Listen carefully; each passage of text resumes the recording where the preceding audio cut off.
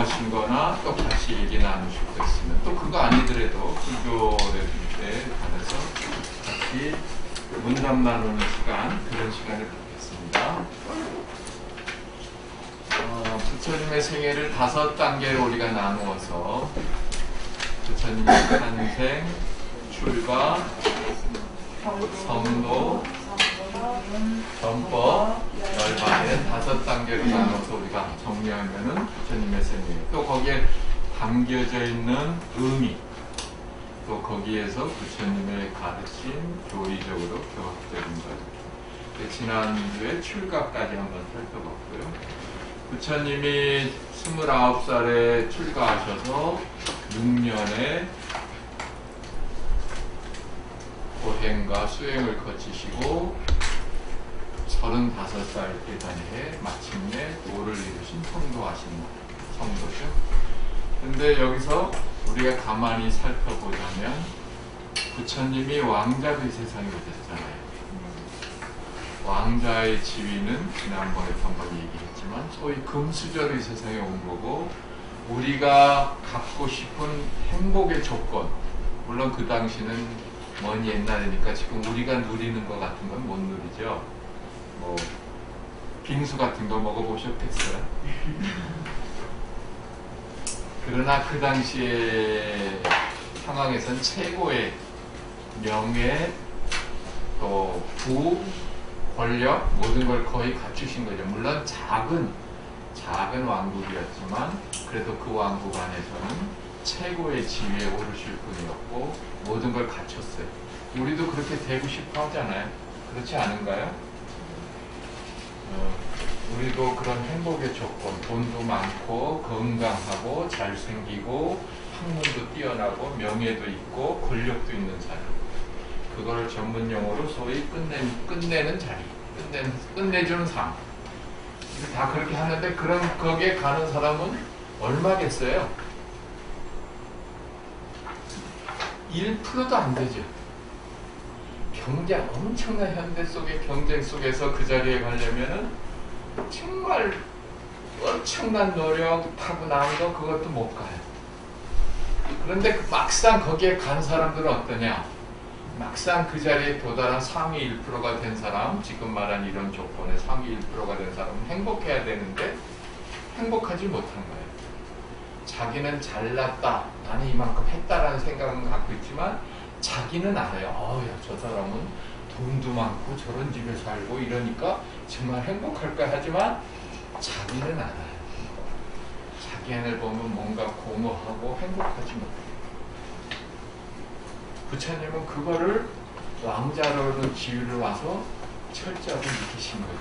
더 나아가면 사문유관상에서 태어나서 늙고 병들고 죽어가는 인간 실존의 문제를 직면하시고 출가하신 거예요. 그럼 우리도 출가하자 그랬잖아요. 그런 얘기 안 했던가요? 다음 주에 출가하기로 했잖아요. 아니에요? 잘못 알았나? 그럼 출가라는 건 뭐예요? 결심. 그렇지. 우리가 출가하는 거면 무엇이 행복인가 찾아야 돼. 무엇이 행복인가 답을 부처님 가르침 통해서 찾아야 돼. 뭐가 행복이에요? 우리는 막연하게 생각해. 출가하는 거는 다 버리고 출가했잖아요. 철저하게 생각해. 누구나 행복하길 원하는데 무엇이 행복이고 어떻게 행복해하는 거는 막연하게 생각하면서 다른 사람들 가니까 나도 그렇게 가는 거야. 열심히 달려가는데 어디로 가는지도 모르고 달려가. 우리 경전의 비유에 어떤 토끼가 야저수 나발에 앉아 누워서 낮잠 자라고 콩 떨어지니까 세상이 무너지나 보다 달려야 하고 막 뛰니까 사슴이 그걸 보고 왜 뛰어? 아니야, 빨리 뛰어야 돼. 큰일 났어. 그리고 막 뛰니까 막 뛰고 호랑이도 뛰고 코끼리도 뛰고 다 뛰잖아. 그러다가 왜 뛰는지도 모르고 뛰었어요. 부처님 앞에 와서 왜 뛰냐고 이렇게 차근차근 보니까 야저수나마래가 쾅 떨어져서 그 소리에 놀라서 뛴 거죠. 우리도 그런지 몰라요. 딴 사람들 뛰니까. 딴 사람들 그렇게. 근데 출가의 정신은 무엇이 행복인가? 이제 부처님의 생애 공부하면 오늘쯤은 답이 나와요. 무엇이 행복인 것 같아요? 선생님. 네. 아, 이렇게 보고 물어보는데 좀 저요? 저 말입니까? 시간을 보는 거예요. 아, 그렇구나. 이야, 지혜로워. 왜 그런 걸 나한테 물어보세요? 이렇게 첫 번에 물어보는데 왜 그런 걸 나한테 물어보세요? 뭔 것 같아요? 부처님을 모를 때와 부처님을 알 때 차이가 많아요. 뭔데요? 부처님을 모를 때는 막연하게 그냥 벌어지는 일, 그때그때 벌어지는 일에 막 이렇게 좀 독상이하고 부처님은 막 시적이면서 팔자편을 얻는데 부처님을 좀 알고 나서는 아, 업이라는 게 우리가 전 세계를 모르지만 전 세계에 그 소리 때문에 내가 이렇게 당연히 좋은 걸 얻는 거다 생각하니까 마음은 그게 행복인 것 같아요. 받아들이는 거죠. 네. 남의 탓을 하는 게 아니고 운명 탓을 하는 거 아니고 모든 건 내가 짓고 내가 만든 거고 그게 현생이 아닌 전생이라도 그러니까 현재 나에 부딪히는 건 모두 다 받아들이면은 놀라운 기적이 있어요. 인욕바람일이라고 있죠. 육바람일. 인욕바람일은 욕됨을 참는다, 견디고 참는다라고 생각해요. 우리가 사는 이 사바세계가 감인토 견디고 참아야 되는 세계니까. 근데 인욕은 참는 게 아니라 받아들이는 거예요. 그 받아들임 속에 진정한 마음의 평화와 지혜가 나오죠. 받아들이지 못하기 때문에 스트레스가 있고 병내가 생겨요. 그러니까 공부를 역시 둘째 줄에 왜 안 했어요? 물어보지 말라 그랬는데 덕분에 계약을 했거든요.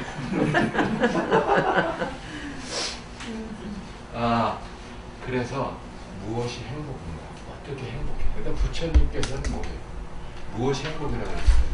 부처님께서 이 세상에 오신 뜻은 일대사인연으로 오셨다. 모든 중생들에게 불지견을 부처님의 깨달음의 지견을 열어서 보여서 깨달아서 들어가게 하기 위해서 오셨다. 계시오의 얘기했죠. 즉 나는 누구인가? 나는 육신의 존재만이 아니고 여기 조그만 아상의 에고코 육신의 피부 경계선 안에서 나라고 생각하는 내고 그건 나의 것만이 아니라 내 안에는 무한한 존재라는 것. 그걸 찾을 때 진정한 이 눈에 보이는 현상에 살아가는 나도 허덕이지 않고 눈에 보이는 현상이 전부인 줄 아니까 저거보단 내가 작고 나는 늙고 늙고 죽어가는데 내 안에 있는 본성을 찾으면 안 물어볼게요.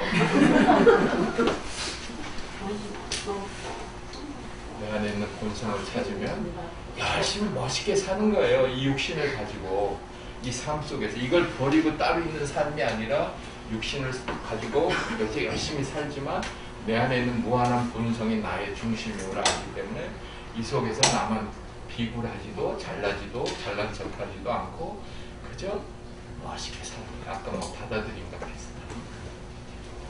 그래서 출가의 의미는 행복이란 무엇이 행복인가를 찾고 나는 누구인가? 나는 누구예요? 근데 앞에 앉으셔서 물어봐야 돼. 헌법에 그렇게 돼 있잖아요. 앞에 앉으면 꼭 물어봐야 돼.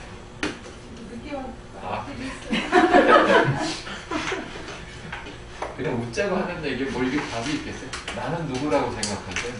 누구세요? 하고 물어보면 고개를 안 들어요. 우리 반여행 그거잖아요. 저는 물어보지 마세요. 왜냐하면 대학반이 아니고. 아니 답들을 아주 물어보는 때와 장소에 틀리지 않아요. 그렇지. 대답해도 되잖아. 그래? 나는 누구인가 그럴 때 누구세요 그럼? 행복합니다. 행복한데. 우리 보통 생각하잖아요. 나는 누구인가 그러면 나는 김아무개다, 이아무개다 해. 난 반야행이다. 그 이름을 받기 전에 나는 누군가. 그 다음에 나는 누구의 엄마다, 누구의 아빠다, 누구의 자식이다. 그 자식이 아닌 나는 누구인가. 나는 이 몸을 가지고 있다. 한국인으로 태어났다. 나는 이 몸을 가지고 한국인으로 태어나지 않은 나는 누구인가. 그 나에 대한 깨달은 나에 대한 느낌, 그 나를 찾고 나면 나는 이 조그만 몸뚱아리에 이런 신분을 얻고 이런 조건을 가진 것만이 내가 아니라 무한한 존재라는 걸 찾아갈 수 있는. 불교 공부하면 딱 뭐 하루아침에 깨닫는 수도 있지만 그것만이 아니라 그 느낌의 강화, 내 마음 공간이 그렇게 넓어져 가요. 그러면 저절로 편안해지고 저절로 훨씬 여유로워지고 훨씬 더 지금 말씀드린 더 행복을 많이 느껴요. 똑같은 삶이죠. 그래서 이번에 부처님의 생애 공부하면서 나는 누구인가도 안에서 자꾸만 찾아지는 그런 공부가 됐으면 합니다. 그러니까 부처님께서 그 다음에 출가를 하시고 크게 대표되는 두 가지 수행을 하셨죠. 하나는 뭐냐? 선정, 명상. 명상인데 어떤 명상이에요? 인도 명상, 집중 명상은 요가 명상을 많이 하죠. 두 번째, 거기도 최고의 경지에 오르셨죠. 비상, 비비상, 처정에 오르셨지만 완전한 답을 얻지 못하고 그 다음에 고행을 하셨죠. 왜 고행을 했을까요? 행복이 어디 있느냐? 행복해야 되는데 육체가 있어서 괴로움이 있어요. 육체가 있어요. 그러니까 육체를 괴롭혀야, 욕망이 있어서 괴롭잖아요. 욕망이. 그러니까 육체의 욕망을 괴롭히고 버리고 죽여야 정신적인 해탈을 얻는다는 고행들을 정말 할 수 없는 고행들을 행하셨죠. 근데 고행을 하면 마음은 편해지고 고요해지는데 답은 없지 않아요. 아까 요가 집중 명상도 마찬가지예요. 집중 요가에서 하는 명상, 저도 인도에 가서 했지만은 그런 명상을 하면 이 에너지, 뭐 그들이 얘기한 싹이나 분달비네 같은 에너지도 느껴지고 내 몸의 변화도 느끼고 편안함도 얻어요. 그런데 진정한 나는 누구인가에 대한 답은 오지 않는 거예요. 그런데 그런 고행을 거쳐서 마지막 보리수나무 아래 앉으셔서 그 나무가 피팔라수라는 피팔라 나무였는데 부처님이 깨달으셔서 보리수가 됐죠. 보리가 뭐죠? 응? 근데 뭐라고 그랬는데? 보시라 그랬어요. 보시가 깨달음에서 나오죠. 보시 바람일 또 보시도 그러니까 이분들은 대단한 분이에요. 답이 탁탁 나오는데 보시가 뭐예요? 보시가 보시가 뭐예요? 내 모든 걸 남에게 줄 수 있는 그런. 보시 그럼 남에게 베푸는 거, 남에게 주는 거라 생각하잖아요. 근데 보리 입장에서 보면 보시는 남에게 주는 게 아니죠. 나와 남이 둘이 아니니까. 그래서 법정 스님은 보시는 나눔이다. 내 걸 남에게 주는 게 아니에요. 그러니까 무주성 보시. 내가 이만큼 줬으니까 고마워하겠지. 내가 좀 잘나 보이겠지. 내가 좀 훌륭해 보이겠지. 이런 생각. 내가 준다. 당신한테 이거 준다. 이 3년 청년 준다는 생각도 없이 주는 거예요. 근데 나누는 것 더 이상은 보시 바르는 보시 그 자체가 깨달음이에요. 그래서 난 그 얘기 하신 줄 알았어. 보시 바르는 보시 그 자체가 깨달음의 구현이야. 나누는 것도 아니고 보시 그 자체가 너와 나가 둘이 아니라는 깨달음의 구현이에요. 그러니까 그 자체가 무한한 에너지 공덕이 내한테 와. 그래서 보시하면 행복해요. 그 어떤 가수인데 키 큰 가수인데 이름은 모르겠다. 그 보시를 그렇게 많이 하더만. 김장문인데. 그 김장훈? 네. 그 친구는 자기는 전셋집에 살면서 그렇게 보시를 했다며. 왜 안 해? 보시하면 그냥 행복해요. 그 말 하더라고. 보시하면 행복한 거예요. 내 걸 불러서. 내 거라는 걸로 왔어. 그래서 보시는, 나 그래서 보리 깨달음을 보시게 해서, 이분은 역시 앞에 앉으실만 하구나. 농담인지 알죠? 그렇습니다. 그래서 보리수가 됐죠. 보리의 나무, 깨달음의 나무. 내가 인도에 그 붓다가야에 가서 한 일주일 거기 가야에 머무를 때 아침이면 숙소에서 나가서 보리수 나무 아래, 그 보리수는 석가모니 부처님 당시의 보리수는 아니에요. 그러니까 손주뻘쯤 돼. 부처님 당시에 그거를 어느 공주가 스리랑카에 시집가면서 그걸 갖다 거기다 또 심어서 보리수. 수가 있는데 이슬람교가 인도 북부를 점령해 들어오면서 불교 그 당시 인도 북부에는 불교 대승불교에 그 나란다 대학이라는 아시아 최고의 세계 최고의 엄청난 불교 대학도 다 하고 스님은 다 죽이고 또 불상은 다 목을 치고 그 보리스도 완전히 파묻었어요. 그래 보리스는 죽었죠. 근데 그걸 나중에 이제 발굴하고 보리스 나무를 스리랑카의 손주벌레는 그 나무에서 다시 와서 키우고 보리스 나무를 이렇게 앉아서 있으면 전 세계 불교도들이 와서 가서 절도 하고 명상도 하고 보리스 잎이 하나 떨어지면 자 그것도 빨리 가서 이렇게 주면 안 되고 그렇잖아. 천천히 일어나고 싹 하나주고 싹 너무 행복해. 보리스 나무 그리고 티베트 스님들이 많이 와서 거기서 계속 머무르면서 이렇게 하는데 하여튼 보리스 나무에서 깨달음을 얻으셨죠. 그 전에 어떻게 하셨어요?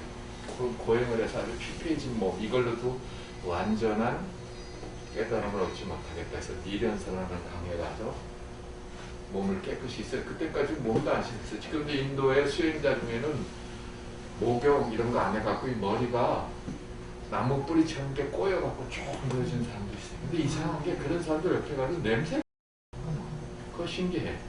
냄새가 안 나. 그 정도 되면 막 가고 그렇거든. 냄새가 별로 안 나. 근데 하여튼 그렇게 이런 사람을 강해서 깨끗이 몸을 씻고 나와서 이제 하도 지금 이제 몸이 약해져 있으니까 뭐 그때 말씀하셨지만 고행창가 어느 절이었죠? 승천사. 그래 아주 해골 같은 모습이었는데 하고 모래 강가에 있는데 수자타라는 소녀가 지나가면서 우유주 공양, 유미주 공양을 부처님께 공양을 했는데 최초의 공양이라고 얘기하죠. 그래서 음해주 공양을 먹고 힘을 내서 다시 보리수 나무 아래 앉으셔서 하신 명상이 사띠 명상을 하셨다. 아나파다. 그래서 부처님께서 경전에서 계속 강조하신 건 사띠를 강조하셨어요. 사띠. 사띠가 뭐예요? 관찰하는. 관찰하는 거. 사띠는 자각하는 거, 관찰하는 거, 알아차리는 거. 이 사띠라는 말을 영어로 번역해서 요새 마인드풀리스라는 서양에서 많이 하는 명상이 마인드풀리스예요. 이 사띠를 마인드풀리스라고 해요. 그래서 서양에서 명상이 유행하니까 다시 그 명상이 우리나라로 들어와서 번역할 때 처음에는 주의 집중 하다가 다음에 마음 챙기는 거. 오늘날 서양이나 세계에서 제일 많이 하는 명상이 바로 이 마인드풀리스 명상, 사띠 명상입니다. 사띠 부처님은 경전에 아함경 같은 때 보면 계속 사띠를 강조하세요. 자각, 알아차림. 조금 아까 사띠라는 걸 간단히 설명하자면 내 마음이 여기 있잖아요. 뭐 생각하는 마음, 화내는 마음인데 그 마음을 관찰하는 거예요. 관찰하는 마음. 거기에는 이제 또 우리 그동안 교리적으로 공부한 걸 가지고 더 얘기할 수 있겠지만 하여튼 끊임없이 알아차림. 자기 몸의 또 몸의 감각, 또 자기의 감정, 생각의 대상을 알아차려 신수신법, 사념처경의 신수신법의 그 대상을 얘기하는데 예를 들면 내가 화가 났어. 스트레스가 났어. 화가 났어. 그럼 보통 화가 난 걸로 끝나잖아요. 근데 화가 난 그 마음을 내가 화가 났구나 알아차리는 거예요. 관찰하는 거예요. 그럴 때 그 분노로부터도 자유로운 힘이 생기고 그런 힘이 자꾸 사띠 힘이 커가면 나중에 생각과 생각으로 이어지는 아상의 에고의식을 넘어서 내면에 많은 보정을 찾아갈 수 있습니다. 사띠라는 말을 염이라고 하거든요. 한자로는 염. 팔짱도 중에 정염 나오죠. 사마사띠. 염. 염자는 생각할 염자를 쓰는데 지금 금자에 마음 심자. 지금 마음에 일어나는 모든 걸 알아차리는 것. 달리 얘기하면 지금 이 순간 깨어있는 거예요. 지금 이 순간 깨어. 여러분 수행이나 명상을 할 때 항상 밥 먹을 땐 밥 먹는데 깨어있어 보려고 하고 걸을 땐 걷는데 깨어있어 보려고 하고 내 마음속에 어떤 생각이나 감정이 나면 그 생각이나 감정에 알아차림 깨어있어 보세요. 그럼 사띠 힘이 점점 커지고 마음의 근육이 생기고 훨씬 스트레스로부터 자유롭고 더 나아가면 내면의 본성을 찾아갈 수 있어요. 하여튼 부처님께서 거기 보리스나마에서 아나빠나사티 안반수이 호흡, 들어오는 숨, 나가는 숨, 물 지켜보고 알아차림하는 거 쌓기를 하면서 거기서 딱 이제 깨달음을 얻으셨죠. 그때 부처님이 깨달으신 그 깨달음의 내용을 교학적으로 우리 한마디로 뭐라 그런다 그랬죠? 불교가 부처님 뭘 깨달으셨어 하면 뭐라 그래요? 아, 그건 국가 비밀이라 알려줄게요. 교리적으로 그래도 뭔가 얘기해. 연기법. 연기법. 그렇죠? 부처님이 깨달으신 연기법. 그 연기이기 때문에 삼법인의 재행무상 재법무화가, 그게 더 나아가면 공, 더 나아가면 중도. 요 정도 맥으로만 딱 이렇게 우리 불교의 교리, 부처님의 깨달음의 내용의 교리를 이렇게 딱 세우면 좋겠어요. 그 다음 이제 거기다가 공에 대한 또 공이란 무엇인가 내 답을 구하면서 또 불교 공부하거나 경전 보면서 아 이거구나 하고 짝짝짝짝 살을 붙이고 집을 만들어 가면 되죠. 그러니까 부처님이 깨달으신 거 간단하게 교리적으로 이렇게 그냥 용어를 얘기하자면 첫 번째, 일체의 모든 존재는 연기적으로 존재한다. 연기법. 연기법이니까 고정된 실체가 없죠. 영원한 고정된 실체가 없죠. 그러니까 삼법이 재행무상, 네?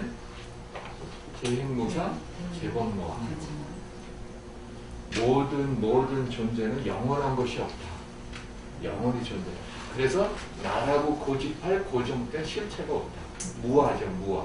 무상, 무아. 그러니까 그걸 보면 뭐예요? 공. 텅 비어있다. 근데 공이 텅 비어서 아무것도 없는 게 아니라 있다 없다를 넘어서는 무한 절대의 본성을 나타내니까 중도로 다시 삽니다. 연기, 무상, 무아, 연기, 무아, 공, 중도. 그렇게 하나 맥을 우선 용어만이라도 용어. 우리 이제 불교 공부하는 거니까 용어만이라도 연기, 무아, 공, 중도 이렇게 해갖고 딱 불교의 맥, 부처님이 깨달으시는 맥을 딱 해놓고 이제 조금씩 거기에 붙여서 알아가는 거예요. 자기 나름대로 알아가는 거예요. 다음 주에 시험 봅니다. 연기 전혀 놀라진 않아. 다음 주 안 하니까. 지난주 해갖고 오늘 시험 봤어야 되는데. 연기, 무아, 공, 중 이렇게. 이제 여기에 뭐 화엄 사상 그다음 다 공부하면 경전반이 가면 천태 사상 이렇게 하고 딱 결국 이 맥에서 딱 뿌리를 있죠. 기둥을 딱 세우시고 기초하시죠. 그 부처님께서 깨달으셨죠. 깨달음을 얻으셨을 때 요거 조금 딱 입문반이에요. 수인이 부처님이 깨달으셨을 때 하셨던 수인이 항마 촉지. 그래서 다 아시지만 왼손은 선정인, 덕대생하는 오른손은 무릎에 넣어서 땅을 눌러주는 것이 항마 촉진이 부처님 성도하실 때의 수인 무드라를 우리가 불상으로 상징해서 모시고 있다. 그 부처님이 깨달으신 연기법만 간단히 다시 한번 설명하자면 이 세상의 모든 존재는 혼자서 독자적으로 존재하는 것이 아니라 서로 관련 지어주고 의지함으로써 존재한다는 게 연기법이죠. 그걸 이제 우리의 삶을 12연기로 나누어서 늙고 죽는 노사의 괴로움이 왜 생겼느냐? 생이 있기 때문에 그렇다. 이런 식으로 이제 쭉 순간, 역간을 살펴보신 거. 그래서 12연기도 한번 이렇게 공부해 보시고 불교 개설해서 다 하셨죠? 다음 주부터 합니다. 네? 불교에서는 다음 주부터 합니다. 아 그래요? 그럼 다음 주에 이제 이렇게 해서 해보면서 조금씩 맞춰보시면 좋으실 것 같아요. 불교 개설 교재 있죠? 네. 네. 그래서 미리 다음 주 하기 전에 한번 보시면서 하시면 좋겠습니다.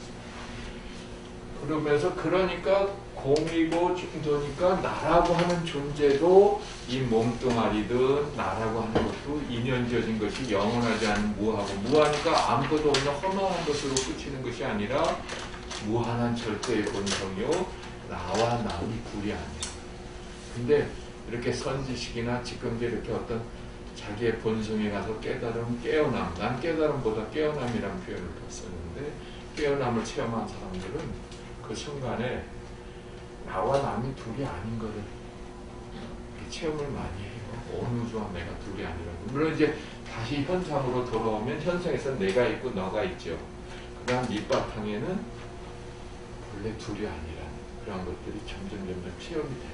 그럼 그런 걸 체험해가면 어떻게 되느냐, 점점 마음이 편안해지고 마음속에 점점 지혜가 생기고 에너지가 생겨요. 에너지가 생기면서 불교에서 말하는 공덕과 같이 일이 원만하게 온 우주가 둘이 하니까 온 우주가 부처님이 법신이 온 우주가 나를 도와주는 것 같이 일이 원만해지는 걸 느껴요. 근데 그거를 마치 내가 요번에 우리가 요거 꼭 해야 돼요, 부처님 꼭 해주세요 하면서 오는 것이 아니라 내 삶 전체가 원만해져요.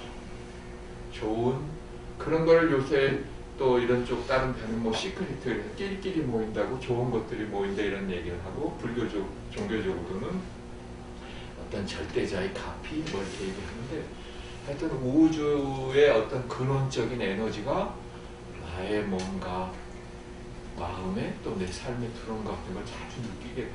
그거를 요새는 이제 명상이나 이런 게 과학적으로, 불교가 과학적으로 많이 증명되고 있잖아요. 아시죠? 특히 현대물리학의 양자물리학에서 해보니까 그 양자물리학 때들이 아니 어떻게 2500년 전에 우리가 지금 연구한 거를 부처님은 깨닫고 찾으셨느냐, 중도 같은 거, 공 같은 거. 그런데 거기에 칼융이라는 심리학자가 얘기한 동시성의 원리라는 게 있는데, 그게 싱크로니시티라고 하는데, 의미 있는 우연의 일치예요. 우주는 다 연결되어 있기 때문에, 우리 불교적으로 인드라만 같이 또 온 우주는 하나이기 때문에 여기서 일어나는 일과 여기서 일어나는 일과 아무런 상관이 없을 것 같지만 의미 있는 우연인 것 같죠. 우연의 일치 같은 걸 많이 경험하게 돼요. 그래서 이런 게 허황되거나 종교에서 하는 신비스러운 얘기가 아니라 오늘날 양자물리, 특히 종교가 아닌 명상하는 사람은 그런 걸 체험하고 있습니다.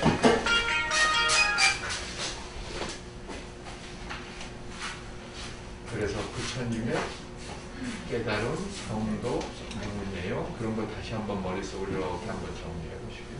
그 다음에 부처님이 성도하신 후에 그냥 혼자 이 깨달음을 우리는 쉽게, 요새는 우리는 쉽게 내 안에는 무한한 본성이 있고 말이라도 그렇게 하잖아요. 그전엔 전혀 몰랐어요. 눈에 보이는 게 전부인 줄 알고, 그다음 눈에 보이는 거 말고 어떤 나를 초월해 있는 어떤 절대자 신이 있을 거다 이 생각 말고는 내 안에 있는 무한한 본성이라는 건 생각도 못했어요. 서양도 우리의 마음이라는 것이 현재 의식 밑에 무한한 무의식의 세계가 있다는 걸 최초로 발견한 사람이 19세기 말에 프로이드예요. 20세기 들어와 100년도 안 됐어요. 불교에서는 부처님은 우리 내면에 전육식 6가지 육식이 있고 7말라식이 있고 제8 아레아식이 있고 그 안에 또 열애장이 있고 불성이 있고 이렇게 그 부처님이 깨달으신 바를 또 학문적으로 유식학, 구사론 이런 데서 이렇게 하고 있는데, 서양은 그렇게 학문이 발달했는데 인간의 의식은 우리가 이렇게 보고 느끼고 하는 이 현재 의식밖에 없다고 생각했어요. 근데 프로이드가 이 사람이 뭔가 정신적인 문제가 있는데 아무리 찾아도 안 나와. 그래가지고 꿈을 꾸게 해보니까 꿈에 어떤 지금 우리가 의식하는 세계와 다른 어떤 의식이 있는 것 같아. 이렇게 찾아가서 무의식을 처음으로 찾은 거예요. 그리고 서양 세계를 크게 변화한 두 사람을 얘기할 때 유태인을 프로이드와 컬 막스를 얘기한 거예요. 근데 여하튼 우리 안에 무한한 세계가 있고 우리 안에가 무한한 존재의 불성이라는 걸 최초로 찾으신 분은 부처님이죠. 그리고 그 전에 많은 유태인이든 중국이든 한국이든 하는 우리를 지배하는 어떤 신이 있다고 생각했죠. 신이 많다고 생각했는데 그게 오직 한 분밖에 없다라고 한 건 유태인이에요. 그 당시 그리스, 로마, 중국, 인도 모두는 신이 많다고 생각했어요. 수많은 신이 있다는데 오직 유일신이 있다고 생각한 건 유태인과예요. 그러니까 유일신이 더 힘이 강하잖아요. 많다 그러면 나는 이 사람도 모시고 이 사람도 모시고 하는데 유일신 오직 하나 한 분 그렇게 하니까 힘이 강하지 신앙적으로. 근데 그 신앙을 예수님은 인도랑 와서 공부하시고 깨달음 얻으시는데 그 신은 우리를 초월해 있는 존재가 아니라 그 신은 뭐야? 사랑이다. 사랑은 둘이 아니면 우리 본래 가지고 있는 무한한 마음. 너와 내가 둘이 아니면 한 마음. 그 마음을 찾으시니까 유태인들한테 유태교에 가서는 신은 사랑이다. 이렇게 해석해서 새롭게 얘기하신 거죠. 근데 그분이 유태인들이 기다리던 그리스도다. 해서 사도 바울이 기독교를 만들다 보니까 이런 기독교가 나온 거예요. 예수님 종교하고 상관없이 가르쳐. 여하튼 이 맥을 부처님이 최초로 발견하신 거는 여러분들 많이 하시는 도가, 노자, 장자, 도가도 그걸 찾고 그 다음에 또 인도에는 불교의 영향을 아드바이타, 뭐 이슬람교 수피주 이런 맥들이 그 맥이에요. 그 맥은 뭐야? 둘이 아니라는 거죠. 근데 그걸 최초로 찾으신 분이 누구냐? 서가모니 부처님. 근데 그 찾으신 거를 오늘날 2500년이 지난 우리 불교 신자들이 우리 불교들이 이렇게 공부해온 거를 지금 이제 서양 사람들이 학자들이 일반 영적인 이런 사람들 다 부처님의 그 가르침 진리를 행하고 있고 체험하고 있어요. 불교라는 이름은 또 안 하지만 왜? 부처님도 그랬어요. 불교라는 이름 안에 있는 게 아니라 진리는 본래 있는 거예요. 그 여러분들 불교 믿는 거를 정말 자랑스럽게 생각하세요. 정말 내 안에 정말 내가 이런 가르침을 만난 게 너무 감사하고 내가 인생을 아까도 얘기하셨지만 인생을 와서 그냥 남들 똑같이 육신에 태어나서 이렇게 터덜거덩 사는 가운데 진정한 진리를 알고 갈 수 있다.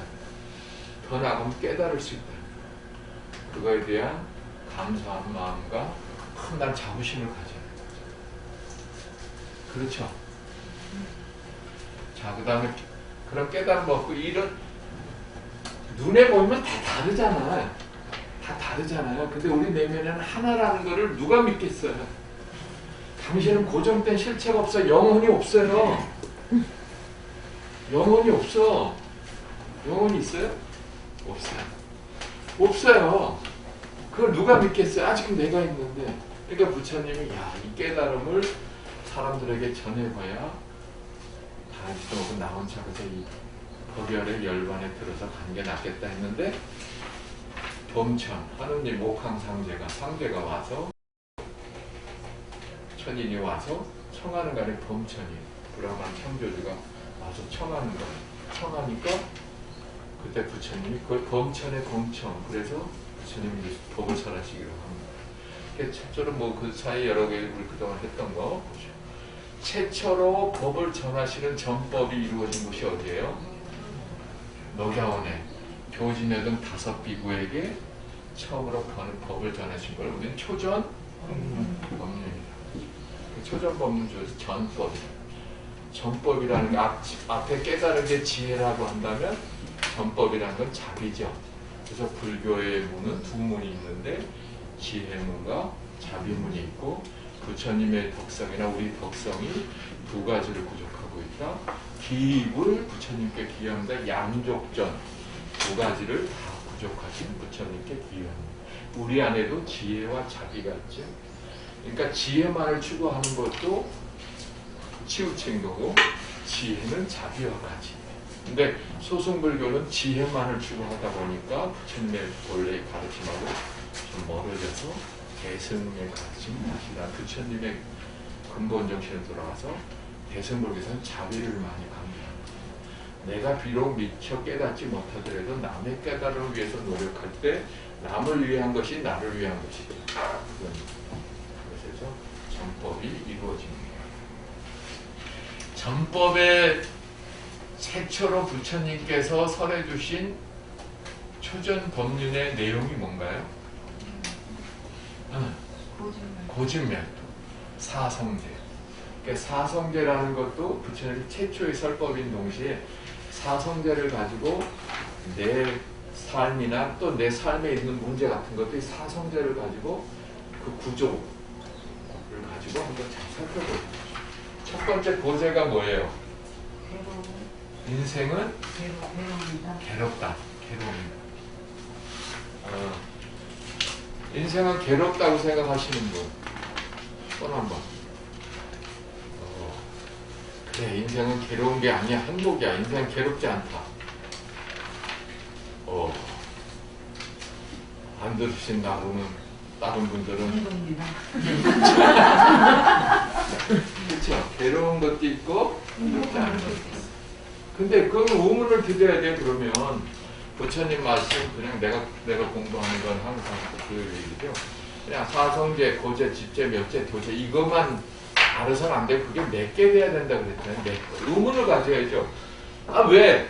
근데 왜? 지금 말씀하신 한 분은 괴롭지 않다 그랬고 나머지 분들은 괴로운 것도 아니고 괴롭지 않은 것도 아니고 중도다. 근데 왜 부처님은 괴롭다고 첫 번째 선언을 그렇게 하셨어요? 고제, 첫 번째 진리, 첫 번째 선언이 뭐야? 인생은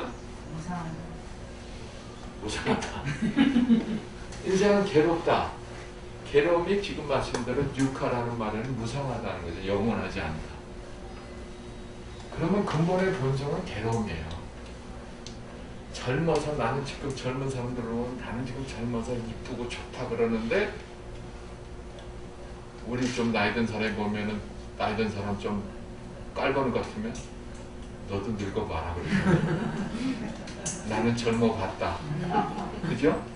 넌 늙어봤냐? 모르잖아요. 그러니까 무상하지 영원하지 않지. 그럴 때 괴롭다. 그거에 대한 고제에 대한 철저한 자기 무릎, 자기 자각을 갖고 출발하는 게 사성제의 첫 번째다. 근데 우리는 대부분 그러지 않고 그냥 부딪히는데 반응하고 살아간대요. 그래, 항상 그런 물음을 갖고 내가 여기서 어떻게 깨어있을 것인가, 어떻게 살아갈 것인가를 가져야 되는 거예요. 그러니까 모든 종교와 사상은 그때 얘기했나? 괴롭다는 데서 출발하죠. 괴롭지 않으면 이제 물론 불교 공부하시고 이렇게 하셔서 옛날엔 괴로우셨죠? 근데 무게를 따지면 괴로움보다 행복이 나지 만 괴로움이 없다는 건 아니지. 행복한 게 주 무게가 더 나간다는 거지. 그래요? 그 괴로움은 누가 만든 거예요? 제가 만든 거지. 그렇죠. 인생에 지금 아까 말한 괴로움은 육체적인 괴로움, 또 육체적인 즐거움도 있잖아요. 또 정신적인 괴로움도 있고 정신적인 즐거움도 있어요. 그럼 부처님 다 얘기하셨어요. 그러나 고다라는 건 무상하다는 거거든요. 근데 지금 말씀하실 때 그러니까 근본은 무상한 거야. 괴로움도 영원하지 않아요. 이 또한 지나가리라 그러죠. 영원하지 않아요. 근데 여기서 우리가 할 때 뒤에 집제에 들어가지만 이 괴로움의 원인이 뭐냐? 괴로움을 누가 만들었어요? 정말로? 그렇죠. 정말로?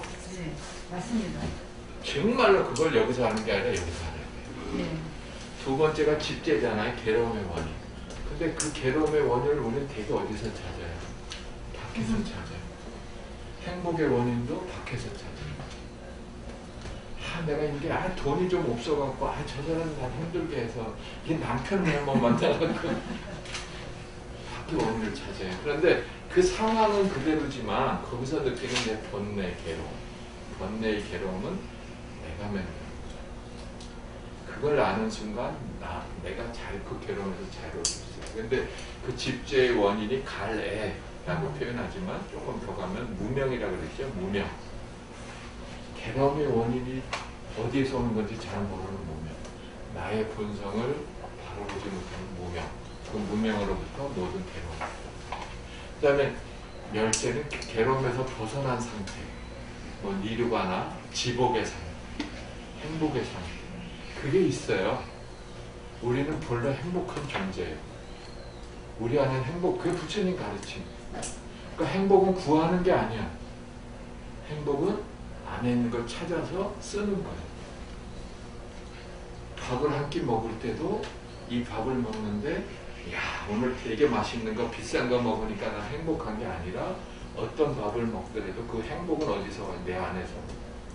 그러니까 밥을 먹을 때도 행복한 마음으로 행복을 쓰면서 먹을 때 어떤 밥을 먹어도 행복한. 잠을 자는데 내가 백화점에 한 번 가니까 침대가 3천만 원짜리 침대가 있대.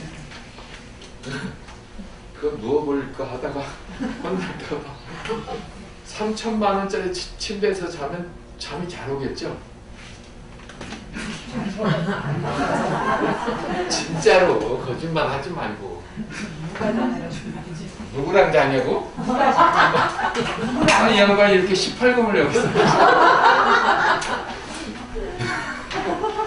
아니 근데 우리 보통 그렇잖아요. 3천만 원짜리 침대고 저기 한번 누워보고 싶다.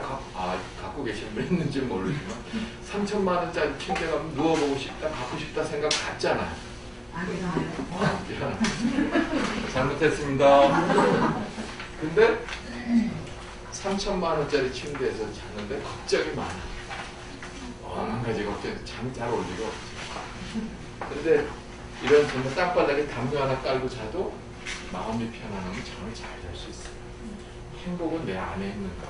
내 안에 있는 걸 써야 되는데 사람들은 내 안에 있는 행복을 잃어버리고 밖에 있는 데서 찾는데 부처님의 가르친 멸제라는 건 뭐냐? 그걸 구하라는 게 아니라 우리 본래 니르바나 열반 행복을 가지고 있다. 그러니까 우리 경전의 비유도 그런 게 있죠. 어떤 사람이 밖에서 저녁 때인데 뭘 열심히 찾아. 열심히 찾으니까 지나가는 사람이 뭘 그렇게 찾으세요? 그러니까 열쇠를 좀 찾습니다. 그래 그럼 같이 찾아드릴게요. 그리고 막 찾는데 아무래도 안 보여. 근데 열쇠를 도대체 어디쯤에서 잊어먹으셨어요? 그러니까 내 집 안에서 잊어먹었습니다. 그럼 집 안에서 잊어먹은 걸 왜 집 밖에서 찾아요? 그러니까 집 안은 껌껌해서 잘 안 보여갖고 집 밖에 와서 찾고 있다. 근데 우리 바보 중생이잖아요. 철저하게 자기한테 물어봐요. 나도 그래요. 나도 가끔 물질을 부정하면 안 되죠. 물질이라는 건 잘 쓰고 좋은 것도 잘 쓰고 육신도 잘 써야 돼. 근데 거기 집착하는 마음이 있으면 안 되고 비교하는 마음이 있으면 안 돼. 나한테 다가오는 건 감사하게 잘 쓰지만 그게 내 거다라는 생각도 나버리고 오면 오는 대로 쓰고 떠나면 떠나는 대로 놔둬야 되는데 요새는 하도 좋은 물질이 많으니까 막 마음이 흔들려. 갖고 싶다. 마음에서 막 번뇌들을 갖고 싶다. 또 가진 걸 잃어버릴까 봐 또 그래요. 그런 마음을 항상 자기 자신에게 물어보고 공부하는 것이 바로 마음 공부, 불교. 마지막 그래서 그런 길을 가려면은 뭐예요? 도제. 사정제에서는 도제를 뭐를 얘기하고 있어요? 아니 우선 사정제에서는 8정도 8가지 바른 길. 바르다는 바를정이라는 건 그 바르다는 건 중도의 길이에요. 중도. 그 바르다는 건 중도를 의미하죠. 바르게 말하라. 어떻게 바르게 말해요? 중도로서. 그 중도라는 건 뭐예요? 남을 위하는 말, 남을 따뜻하게 하는 말. 누구든지 내가 누구든지 대할 때 공부하는 사람은 어떻게 해야 돼요? 공부하는 사람, 불교 공부하는 사람, 마음 공부하는 사람. 나오는 대로 말을 막 하는 게 아니라 말할 때도 항상 남을 따뜻하게 해주고 남을 격려하고 남을 지지해주는 말을 해야죠. 남을 비난하거나 남을 기운을 뺏는 말을 하면 안 되겠죠. 물론 화가 나면 욕도 한마디 할 수는 있겠지만 그러나 항상 그런 마음을 가지고 정업, 바른 직업, 바른 생활을 한다는 것도 마찬가지예요. 내가 식당을 해. 식당을 하는데 정업이 뭘까? 내가 식당을 해. 식당을 하는데 보통 사람은 식당 할 때 어떤 마음을 가져요? 내가 여기서 많이 사람들 모아가지고 돈을 많이 벌어서 잘 살아야겠다. 그게 첫 번째지. 그러나 공부하는 사람은 두 번째도 가져야 돼요. 내가 여기 오는 사람들에게 맛있는 음식, 건강한 음식, 친절하게 대접을 하겠다. 그럼 그런 마음 가지고 있으면 장사도 잘 돼요. 근데 첫 번째 마음만 갖고 있죠. 이익만 생각하는 마음. 그러니까 8정도를 실천하는 것은 정업이라고 할 때 그런 마음. 근데 이런 것들이 쌓이면 바로 내 안에 있는 행복을 찾아가고 괴로움에서 벗어날 수 있어요. 그런 말씀입니다. 전법의 초정 법문 사성제까지 하고 잠시 쉴까요? 네. 사장님? 네, 충성. 이렇습니다. 그대들 역시 신과 인간의 굴레에서 해방되었다. 이제 법을 전하러 길을 떠나라. 많은 사람들의 이익을 위해, 많은 사람들의 행복을 위해 세상을 불쌍히 여겨 길을 떠나라. 마을에서 마을로 두 사람이 같은 길을 가지 말고 혼자서 가라. 비구들이여, 처음도 좋고 중간도 좋고 끝도 좋은 법, 조리와 표현이 잘 갖추어진 법을 설하라. 원만하고 완전하며 청정한 행동을 보여라. 세상에는 때가 덜 묻은 사람들이 있다. 그들은 법을 듣지 못하면 퇴보하겠지만 들으면 분명 진리를 깨달을 것이다. 비구들이여, 나도 법을 전하러 우르벨라의 세나니 마을로 갈 것이다. 우리 부처님의 전법을 보면서 우리도 부처님같이 부처님 법을 전법하는 그런 실천을 해야겠다고 생각을 합니다. 그래서 내 나름대로 부처님의 가르침 공부해서 그것을 내 나름대로 내 것을 만들어서 전해줄 수 있는 전법의 실천, 그것도 불교대학을 공부하시면서 마음에 원을 세우셨으면 좋겠어요. 뭐든지. 그럼 첫 번째, 내 가족부터 부처님 법을 조금씩. 그래서 우리 사원서원의 첫 번째가 뭐죠? 중생을 중생 무변 서원도. 중생, 무변한 중생을 다 제도하겠습니다. 법을 전하겠습니다. 그런데 우리가 스님도 아니고 이 무량무수 무변 중생을 어떻게 다 제도하고 법을 전하겠어요? 그러니까 거기서 중생무변 서원도라는 것은 오직 한 사람, 오늘 내가 만나는 한 사람, 그 사람에게 내가 가르친 부처님의 불교대학 공부한 걸 전해야겠다. 그러면 한 명씩 정해보세요. 내가 누구한테 전할까? 배운 거를, 공부한 거를 그냥 나만 갖고 있는 게 아니라 남한테 전할 때 내 공부가 더 되더라. 공자님도 내가 달하려면 남을 달하게 하는 일이 중요하다는 말씀을 하셨는데, 오늘부터 한번 우리 전법 이렇게 생각하면서 부처님과 연기든 공이든 불성이든 뭐든 한번 공부하신 바를 정리해가지고 한 사람 정해서 그 한 사람에게 내가 그렇다고 해서 너무 심각하게 하지 말고 자, 앉아봐. 내가 불교에 공부한 거 내가 특별히 알려주지 알려주지 말고 자연스럽게 내가 이번에 부처님 공부, 불교 공부 해보니까 부처님 깨달으신 게 연기라 그러는데, 남편한테 한다 치아봐요. 연기인데 이 세상의 모든 존재는 다 연기적으로 의지하고서 존재하는 건데, 우리도 남편과 아내가 만나서 한 가정을 이루는 거, 이런 게 연기법이라고 그러더라고요. 그래서 나만 위한 게 아니라 남을 위할 때 그 나와 남이 같이 더불어 행복할 수 있다니까. 여보, 그때 또 애교 좀 펴서 여봉 내가 공부하면 불교 공부하니까 이렇게다 당신한테, 그러면 남편이 절에 안 나오더라도 나도 절에 가볼까 하는 마음이 안 들겠어요? 그래서 이런 게 전법이다. 내가 그래서 여봉이란 말을 여기서 해보니까 이상하다. 그리고 항상 제일 첫 번째 전법은, 첫 번째 보시는 난 생각할 때 화내야, 미소 짓는 따뜻한 얼굴, 또 사랑스러운 따뜻한 말, 친절한 말, 그게 첫 번째예요. 나는 불교 믿는데, 나는 절에 가는데, 난 경문불교대학 공부하는데 얼굴은 딱딱해. 그리고 싸늘해. 그러면 저 사람 불교 믿어도 저런데, 불교 믿어, 그게 전법이 안 되잖아. 제가 대전에서 명상 강의를 계속 하는데 어떤 사람이 명상을 해서 얼굴이 바뀌어진 걸 보고 딴 사람이 또 명상을 하고, 그러니까 항상 따뜻한 말, 부드러운 말. 저도 그렇게 생각하거든요. 누구든지 나를 만나고, 오늘 나를 만나는 사람이 나를 만남으로 해서 조금이라도 더 편안하고 행복할 수 있는 그런 마음가짐. 이 사람이 나랑 관계가 있거나, 이 사람이 나한테 뭐 이익이 되거나, 이 사람한테 뭐 하는 게 아니라 누구든지 그런 마음이 전법이 아닌가 이런 생각을 합니다. 그래서 우리 그동안 이제 다음은 전법을 지나서 마지막 80세 되던 해에 열반에 두셨죠.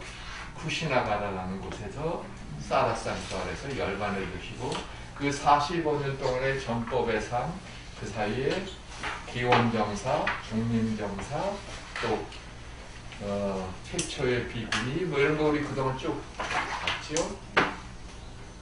최초의 절이 어디예요? 중림정사. 중림정사인가? 기원정사? 기원정사. 기원정사. 기원정사가 우리 당시 최초의 절 같이 하려는 걸 가시고 또 부처님의 10대 제자 아시죠? 네.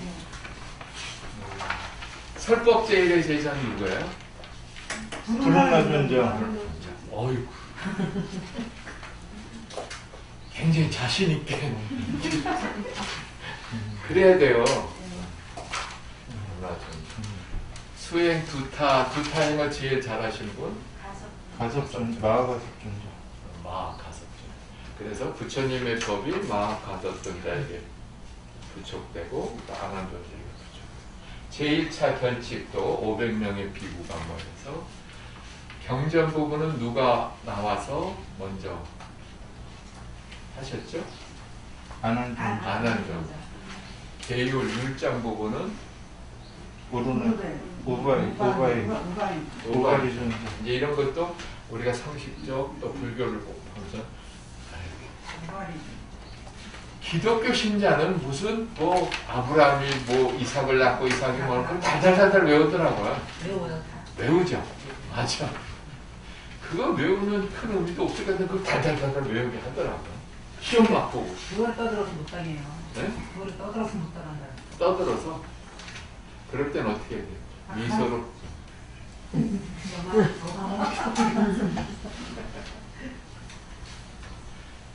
근데 이제 지금 전 세계적으로 우리를 초월해서 창조하고 움직이는 신은 없다라고 이미 결론은 났거든요. 신은 사랑이에요. 아까도 예수님의 가르침이. 그러니까 그렇게 막 하는 건 예수님의 가르침은 신은 사랑이잖아. 신앙보다도 더 중요한 게 사랑이라는 게 난 예수님의 가르침 같은데 그럼 불교하고도 통해. 그러니까 종교가 다르다고 해서 상대방이 강요하지 않고 다름을 인정하는 게 사랑이다. 그런 말을 하면 막 떠들게 미소만. 그리고 열반의 의미, 니르바나의 의미, 또 소승적인 의미, 대승적인 의미.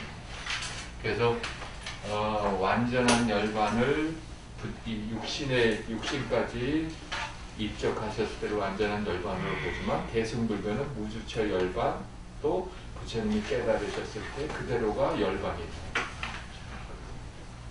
니르바나라는 열반은 니르바나라는 니르는 부정의 의미고 바나는 막 불타오르다라는 의미거든요. 욕망의 불이 꺼져버린 진정한 마음의 고요한 평화를 열반이다.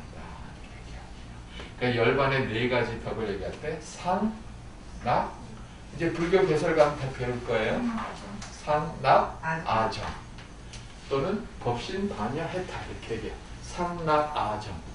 그러니까 상은 영원한 이 개개인의 에고나 현상은 무상하지만 근본의 본성은 무한하다. 무한하다 그래서 영원하다는 의미하고 다른데 하여튼 뭐 상. 낙은 그걸 찾으면 늙고 병들고 죽음이 없는 그러한 걸 체험하게 되고 낙은 무한한 기쁨, 조건 없는 기쁨, 아는 법신의 낙, 정은 청정한 조화 속의 낙, 상낙하는 나중에 불교 개설? 네, 불교 개설 공부하실 거예요. 열반의 사덕이 상낙하죠. 그렇습니다. 이제 지금까지 그동안 부처님의 생애를 이렇게 나눠서 팔산성도로 도솔레이상, 비량강생상부터 쭉 팔산성도 또 중요한 5단계로 나눠서 한번 그 의미와 또 거기 담겨진 내용을 살펴봤고 또 거기에 부처님, 서가모니 부처님, 또 서가모니 부처님과 불교의 대승육에 많은 부처님이 나오는 이후에 또 5명의 대표되는 부처님, 또 정각도 살펴봤고, 열의 시포, 열의 음봉전면지명행족 하는 열의 시포, 또 부처님의 10대 제자, 부처님이 전법했을 때 중요한 일들 이렇게 살펴봤습니다. 워낙은 시험을 봐야 잘 기억은 해요. 그런데 시험은 안 보고 문답으로 한번 이렇게 질문을 내가 하면 또 뭐라 그러니까 궁금한 거나 얘기할 거나 또 다른 게 있으면 문답하는 시간 한 20분 하고 마치도록 하겠습니다. 죄송한데요. 아까 말씀하신 것 중에 최초의 대교사원 중림정사. 중림정사입니다. 중림정사. 그 우리 저 누구야? 빈비사라 왕이 기본정사는 기타 태자가 수다가 태자가. 근데 경전에는 기원정사가 기원정사에서 많이 먹는 우리 큰일 날 뻔했다.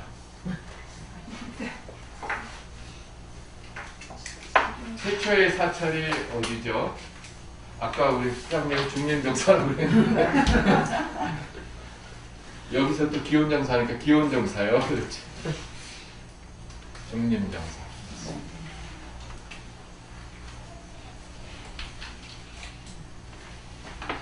꼭 부처님의 생이 아니더라도 혹시 질문?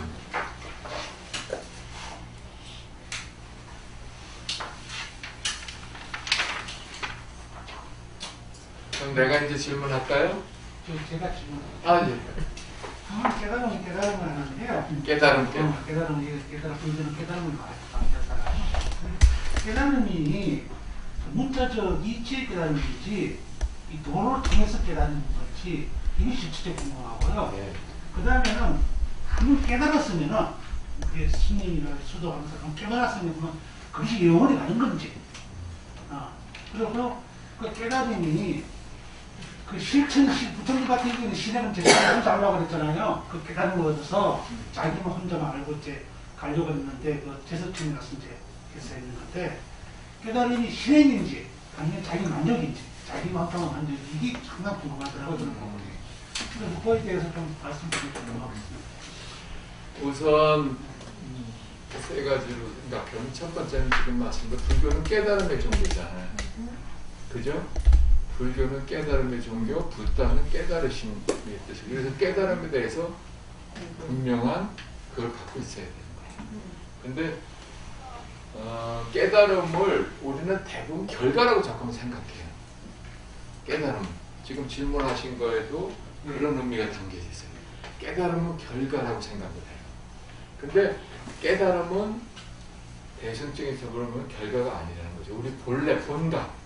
우리 본래 상태, 본래 깨달음, 다만 걸 못 보고 있을 뿐이지. 못 보고 있는데, 그거를 보고 나면, 내 안에 있는 본성을 찾고 나면, 그 본성을 찾고 나면, 그 다음에 그거는 본성을 이미 찾았으니까 계속 가는 거죠. 계속 이어지는데, 그런데 그러면 또 무슨 의미냐면, 그 깨어나면 지금 현상에 내가 있죠. 몸뚱아리가 있고, 이거하고는 어떻게 다르니까 마치 깨달으면 어떤 특별한 존재가 되어서 그 상태, 막 그런 희열의 상태가 계속 가느냐. 그런 질문이신 거잖아요. 예를 들어 성격에서 뭐 스님들이 보면은 뭐 대여박성했다니 깨달음을 얻었다니 깨달음을 인정받았다니 이렇게 이제 우리 중생들은 스님들 스승들을 이제 말씀드리는 그러냐는 그 예를 들어 대여박성한 게 무엇이고 그 대여박성한 그 부분이 우리 중생들한테 그 삶에 어떤 영향을 주는 건지 그 사람 그분만 깨달아서 행복한 건지 그런 거거든. 예를 들어 그전에도 말씀드렸지만 스님들을 우리가 일반 중생들이 깨달은 큰 스님들 절대 가지도 못해요. 좀 이렇게 깨달은 분하고 우리 중생들하고 계기가 이렇게 멀리 좀 떠져 있는 것 같은 그런 기분이 들거든요. 제가 느꼈던 것 같습니다. 그래서 그 깨달음이 아까도 말씀드린 그런 건지 어째서 그래 묻는 거예요. 그런데 이제 지금 저는 대승적인 입장에서 또 제가 생각하는 입장에서 얘기하는 거니까 지금 느끼셨거나 또 일반적으로 딴 선생님 얘기하시는 거 다를 수는 있어요. 근데 이제 내가 생각하는 바 또 내가 하는 건 철저하게 대승에 가르치려면 우선은 나는 어떤 생각 깨닫는 게 아니다. 지금도 저 스님이 깨달았다 하잖아요. 저 스님이 깨달았다면 깨달았다는 게 뭐냐? 깨달았다는 게 아상을 넘어서는 거거든요. 실제적으로 체험적으로도 나라는 에고의식이 무너지는 걸 느껴요. 그랬을 때 내 안에는 무한한 본성을 이제 찾게 되는데 그게 내가 깨닫는다는 것하고는 다르다. 아직 내가 있어갖고 에고가 철저하게 행복받고 에고가 촉는 순간에 어떤 그런 경험에서 오는 거지. 내가 뭘 이렇게 해서 어떤 현상을 보고 어떤 이렇게 명상이나 수행하다 보면 여러 현상이 나타나요. 근데 그런 현상이 나타나는 걸 가지고 내가 깨달았다고 착각할 수도 있거든. 그러니까 내가 깨닫는 게 아니라 나는 깨닫는 게 아니라 깨어남이라고. 깨어남. 그러니까 내가 깨닫는다는 건 아직도 내가 있다. 그러니까 내 안에 우리는 본래 본각, 아까도 얘기했지만 본래 깨달은 나의 본성인데 그 본성이 드러나는데 그 본성을 가로막고 있는 막이 있는데 의식적으로도 그것도 윌리엄 제임스 같은 사람도 그런 얘기를 했어요. 근데 이 막이 있는데 이 막을 구성하고 있는 게 뭐냐면 생각이라는 거예요. 나라는 생각. 나라는 생각에서 벗어날 때 그 안에 있는 무한한 본성이 체험이 돼. 그럼 체험이 되면 어떻게 되느냐? 체험이 되면 사람만을 틀지만 텅 빈 고요함 속에 희열이 와. 굉장한 희열이 오고 그 모든 그 속에서 벗어난 것 같은 아주 시원한 자유의 음이 와.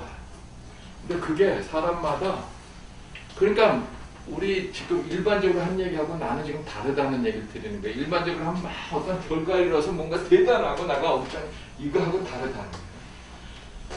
그러니까 이게 열리면 그것이 사람마다 2달도 가고 1달도 가고 그래.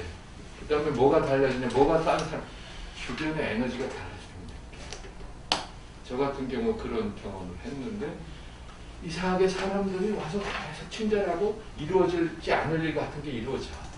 그러면 그럼 나는 깨달았다. 나 설법을 하는데 내가 설법을 하는데 한번 에고가 항복받는 느낌을 받았어요.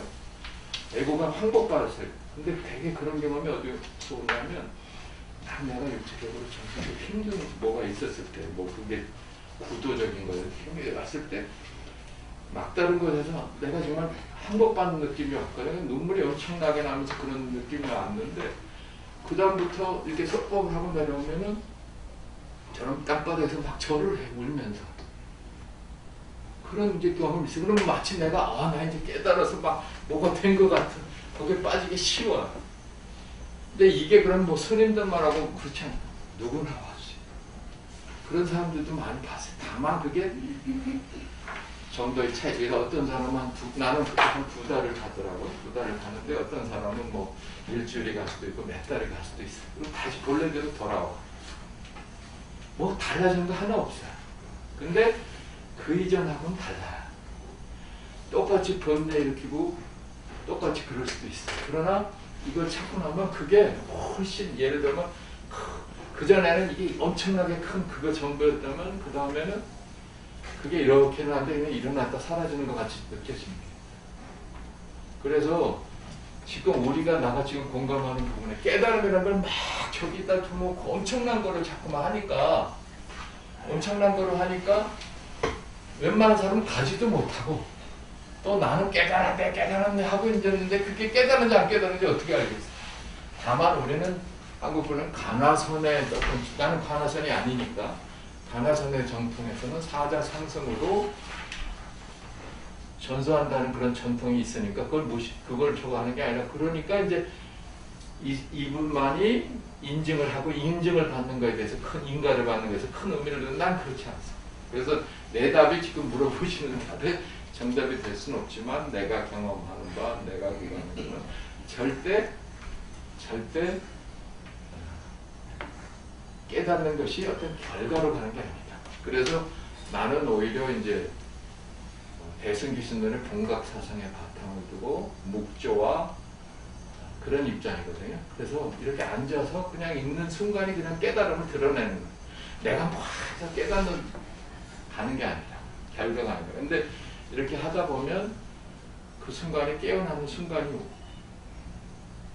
오고 그 순간이 결과가 아니고 과정인 동시에 결과. 답이 됐나요? 예, 됐습니다. 근데 일반적으로 우리 스님들이 하는 얘기하고는 좀 다를 수 있어요. 그죠? 그러니까 나는 철저하게 스님의 입장이 아니라 우리가 같이 이렇게 일반에서 공부하는 입장이세요. 또 이런 질문을 하셔도 돼요. 근데 이런 질문을 왜 나한테 여기서 하세요? 유일하게요. 네. 앉아서 이런 질문 누구한테도 못 하거든요. 살면서 내가 내가 질문을 하면 그 답을 해주실 분이구나. 유일하게 그 살면서 저는 말 같은 스님들하고 저를 갔다고 해서 대화나 이래서 뭐 이런 그 궁금한 걸 물어보거나 이러지 못하거든요. 이렇게 원장님은 보니까 그 물어도 되고 만만하다 이거죠. 답을 주실 같은 그런 생각이 들어서 아, 그러셨어요? 네, 예. 저는 그래서 한국 불교가 지금 말씀하신 대로 다 선수같이 앉아있어요.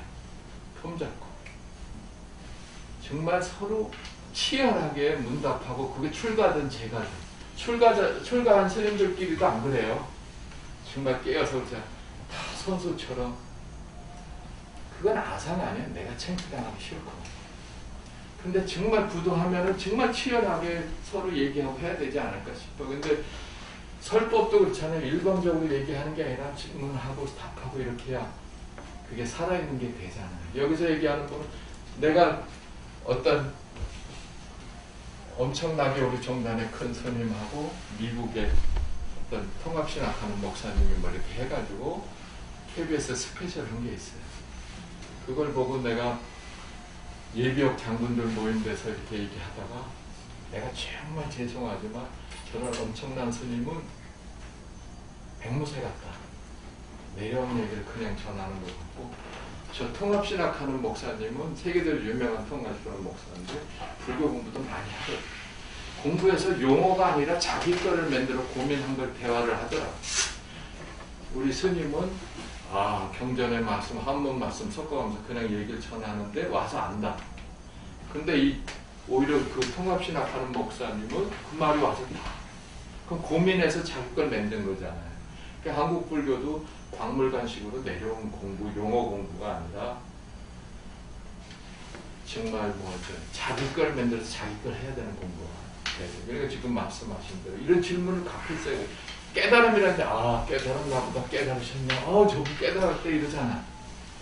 그게 나의 삶에 내가 했을 때 어떤 의미가 어떤 거냐 그런 공부해야 돼요. 그렇죠? 네. 정말 맞아요. 경영불교다는 지금 와서 그런 공부해야 돼. 그렇죠? 또 제가 조금 죄송합니다.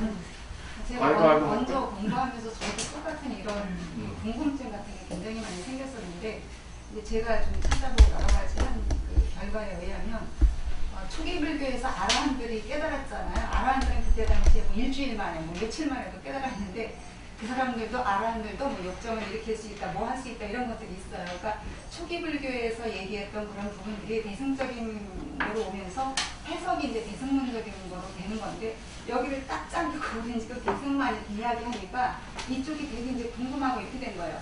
맨 처음에 부처님은 아라한들한테 설을 한 거거든요. 1252구가 다 아라한들이었단 말이에요. 그러니까 저는 궁금했던 게 아라한들한테 설한 문강경을 왜 우리가 이뤄야 되는 거지? 도대체 무슨 말인지 모르겠고 왜 이렇게 부처님은 뻥을 쳐서 하나의 모래수만큼 이러냐면서 예전에 부학자들 막 괴롭히고 이랬었거든요. 근데 그런 거에 대한 궁금증이 초기 불교의 약간 이런 것들이 대승적인 이제 부파를 거쳐서 대승이 오면서 궁금했던 점을 하나로 연결해 주는 게 지금 없어요. 그래서 그렇지. 이런 궁금증을 가질 수밖에 없어요. 그렇죠.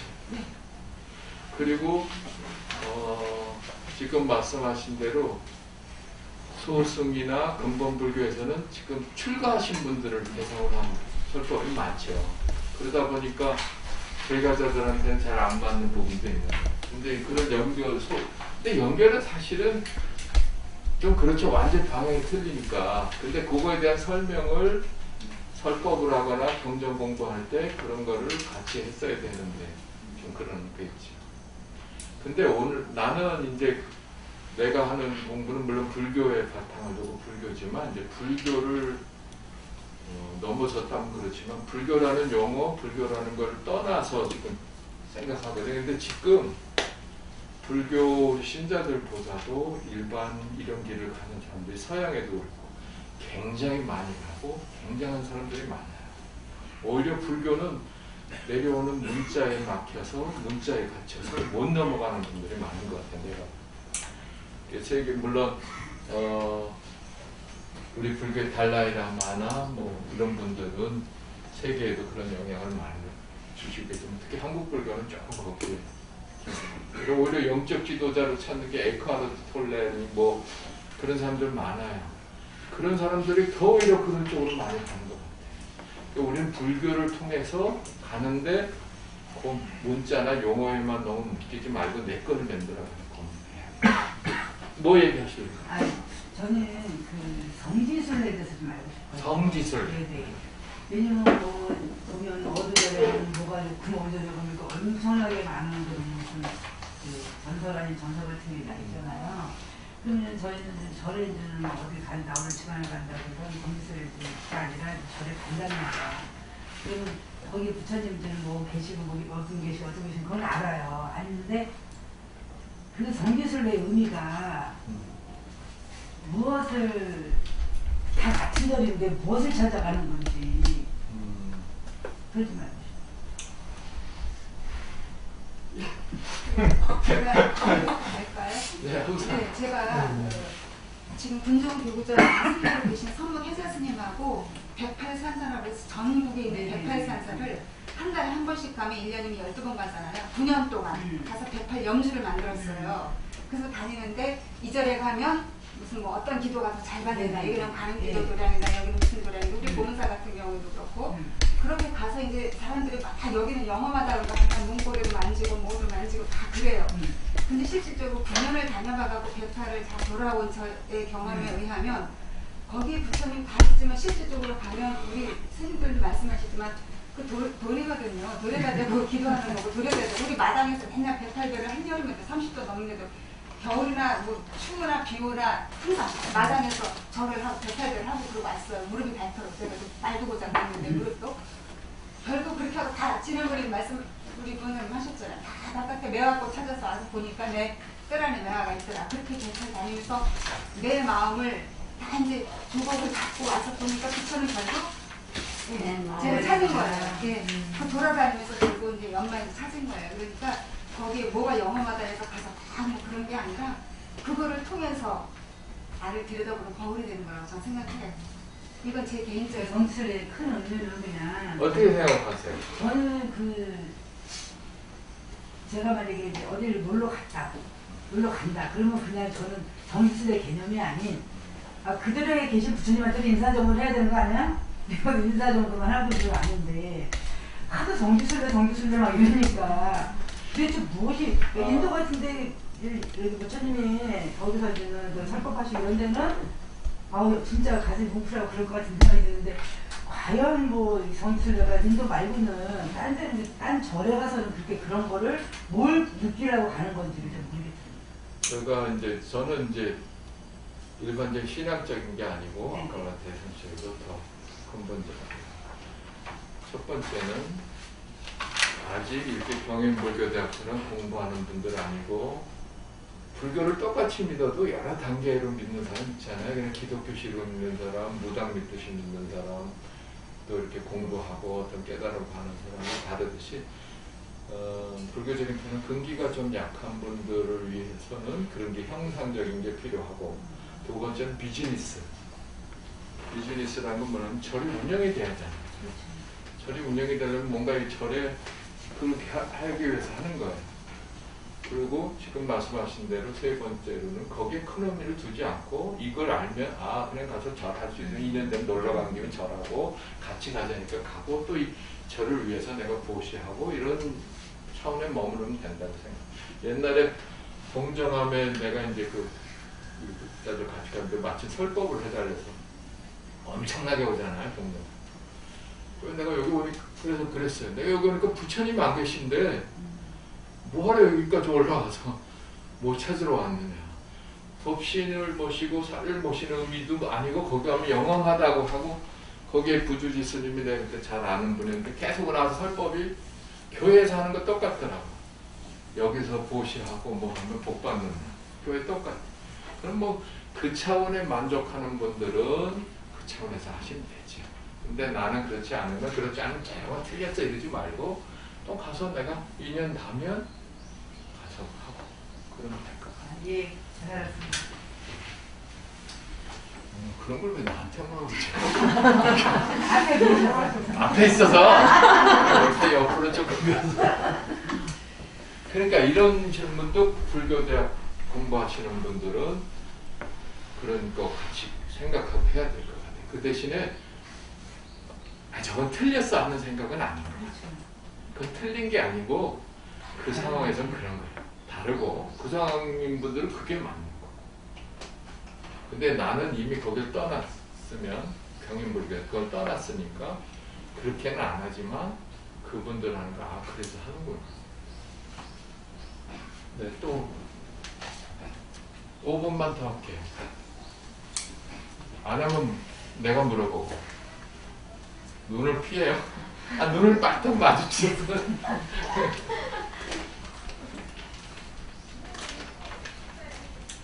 불상도 처음에는 불상을 안 모셨죠. 불상을 안 모셨다가 그냥 탑에 모여서 탑에 그냥 꽃공양을 뭐 처음 모셨듯이 했다가 근데 사람이 뭔가 형상이 있어야 종교적인 마음이 일어나잖아요. 원불교 아시죠? 원불교. 네. 원불교가 잘 안 되는 그 교부님들하고 얘기하니까 원을 모셔놓으니까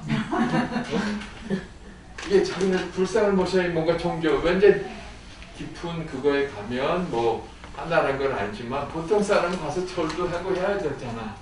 그럼 뭐 신앙적으로 힘이 약해진다고 그렇게. 그런데 원불교는 소태산 종사가 불자로서 수행을 하시고 깨달음 얻은 거가 금강경하고 맞춰서 그러다가 이제 이대에 가서 자기네가 그 불교 뭐야 그분이 불교 유신론 한영원 스님 쓴 게 뭐죠?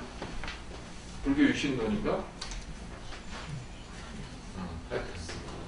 그래서 그 당신들이 거기에 방증산, 증산사상을 조금 넘어가서 개벽사상을 넣어서 이제 그런 운동을 하고 있었는데 이대 되시는 분이 이제 원불교라고 종단에 불교 종단 협의회에 기여한 게 아니라 95%가 불교예요. 근데 불교 종단 협의회에 들어온 게 아니라 협의회에 들어갔어. 그래갖고 우리 불교하고 다른 그게 되는데 원불교도 95%는 다 불교지. 근데 불상을 안 모시니까 그런 종교적인 신앙면에서 경전을 뭐 수의 경전 같은 거 있나요? 원불 대전인가 있는 것 같아요. 소태산 종사 같이. 그런데 금강경을 자기네 그걸로 뭐 소태산 종사가 자기가 공부하고 깨달은 바가 금강경하고 맥을 같이. 하나 좀 네. 사람마다 금기가 있다, 금기가 있다 하면서 기도법이 틀리다는 얘기를 하더라고요. 어느 분이 말씀 듣기를. 그러니까 뭐 이런 너는 뭐 이런 기도가 좋고 너는 이런 기도가 좋고 그런 기도가 있대요. 그 사람마다 금기가 그게. 있대요? 어디서? 나도 좀 알려줘. 저는요. 기도가 어떻게 저런 게 있어 라는 생각을 했거든요. 근데 그게 TV에도 나오니까 생년월일 4줄 봐가지고 기도법을 다 틀리다는데 어떻게 생각하세요? 저는 아닌 것 그렇지는 않다고 생각합니다. 그리고 사람에게 금기에 따라서 맞는 기도법이 있다는 것은 누가 아냐? 내가 어느 기도를 했을 때 어떤 연부를 했을 때 내 마음이 더 달라지는 변화를 좀 그게 나한테 맞는 거예요. 근데 저 사람이 넌 지던 기도가 좋다 그렇다고 해서 정해지는 게 아니에요. 근데 그 기도법을 내가 예를 들어서 뭐 금강경 독경을 하면서 그런 걸 얻었는데 그 다음에는 슬럼프는 있어요. 슬럼프가 있고 이런 수행도 공부하고 할 때 슬럼프가 있는데 하여튼 꾸준히 가는데 어느새 자기가 알아요. 자기 내면에서 아 내가 이제 지금 다른 경제 남의 얘기가 아니라 자기 안에서 올라오지. 그럼 다른 거를 공부하고 싶으면 글로 가서 하면 돼. 근데 그거를 슈퍼 에고 같은 사람이 자기 힘이 있는 사람이 너는 딱 보고 뭐 해야 돼 이런 거에는 넘어가면 안 되지. 그렇게 정해진 건 있지도 않고 사주팔자에서 기도가 되면 경전이 어디 있어야지. 아니 그게 또 사람들이 그거를 TV에서 TV도 비즈니스잖아요. 그 비즈니스 아니에요? TV에 왜 나와? 비즈니스 때문에. 다 뭔가 바르니까 나오지. 진짜 그 사람이 공부했으면 그러진 않아. 우리는 오늘 내가 읽으려다 말았는데 법등명, 자등명 하는 부처님 유훈이 있잖아요. 네. 법등명. 진리에 맞춰서 진리를 등불로 삼지 다른 걸 등불로 삼지. 자기 자신을 등불로 삼고. 누가 얘기했다. 아, 저 스님 못해. 그래서 거기에 참고로 할 뿐이지 넘어가면 안 돼. 불교는 그런 종교가 아니죠. 살부 살조하라 부처도 죽이고 조사도 끊임없이 모름을 가지고 자기의 다. 그 도반들끼리 그런 일도 같이 하고. 나도 도반이잖아. 우리 도반들끼리 그런 관계하는 거. 자, 또 있으세요? 하나만 물어보기 다행이지. 7주 동안에 부처님이 어떻게 보면 7주가 짧고 한데 어떻게 그냥 함축해서 이렇게 딱 좀 정리를 해드려야겠다 해서 이렇게 같이 했거든요. 도움이 됐었으면 좋겠고요. 저도 즐거웠어요.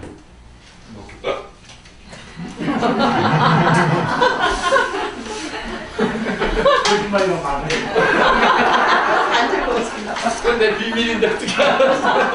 내가 그러거든요. 참 이쁘세요. 난 거짓말만은 딱 그렇긴 한데.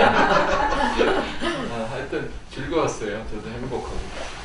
요새는 주로 명상만 하는데 불교 강의도 지난 학교도 했지만 즐거웠고요.